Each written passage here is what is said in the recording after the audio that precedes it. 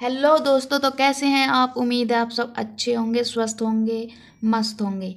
आज हम शुरू करते हैं झाग फैन प्लेवन विधि समझाइए। झाग फैन प्लेवन विधि जो कि बोर्ड एग्जाम में बहुत पूछी जाती है, कई बार पूछी गई है और 2026 में आने के भी चांसेस हैं। तो हम पढ़ेंगे झाग फैन प्लेवन विधि। झाग फैन प्लेवन विधि समझाइए। तो देखिए आंसर लिखेंगे। इस विधि के द्वारा सल्फाइड अयस्क को जैसे copper pyrite CuFe2, copper pyrite का सूत्र है CuFe2 और सिल्वर ग्लांस का सूत्र है Ag2S तथा गैलेना PbS का सांद्रण किया जाता है। इस विधि के द्वारा सल्फाइड अयस्क को जैसे copper pyrite CuFe2, silver glance Ag2S तथा गैलेना PbS का सांद्रण किया जाता है।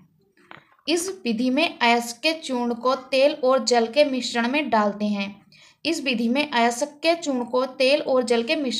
हैं।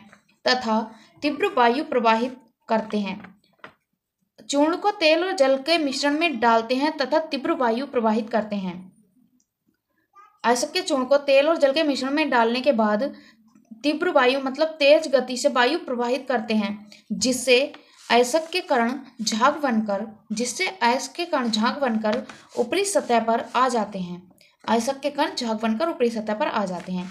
तथा अशुद्धियां नीचे बैठ जाती हैं। रेत, कंकड़, बालू आदि ये अशुद्धियां नीचे बैठ जाती हैं। यह विधि झाग फैन उत्प्लवन विधि भी कहलाती है। झाग फैन उत्प्लवन विधि या प्लवन विधि भी कहलाती है। उत्प्लवन विधि के नाम से भी पूछ सकता है, जैसे यहाँ पर झाग उत्प्लवन विधि समझाइए और यहाँ पर लिख रहा है झाग फैन प्लवन विधि समझाइए। आपको कैसे भी एग्जामिनर घुमा के क्वेश्चन पूछ सकता है। इसका चित्र जो कि इस विधि का फैन प्लवन विधि का चित्र है वो हमने ड्रॉ कर दिया है। तो देखिए कैसे बनेगा वो चित्र। देखिएगा इस तरह से वो चित्र बनेगा। उम्मीद है आपको अच्छे से समझ में आ रहा होगा। यह है वो चित्र। यहाँ पर ऊपर तो झाग बन रहे हैं और देखिएगा ये अयस्क के चूर्ण को तेल और जल के मिश्रण में डालते ही तेज गति से वायु प्रवाहित हो रही है। और ये देखिए यहाँ पर झाग बन रहे हैं, ये जल है और यहाँ पर अशुद्धियां हैं जो कि नीचे बैठ चुकी हैं। उम्मीद है हमारी क्लास आपको समझ में आई होगी। हमारे चैनल को लाइक करें, सब्सक्राइब करें। धन्यवाद।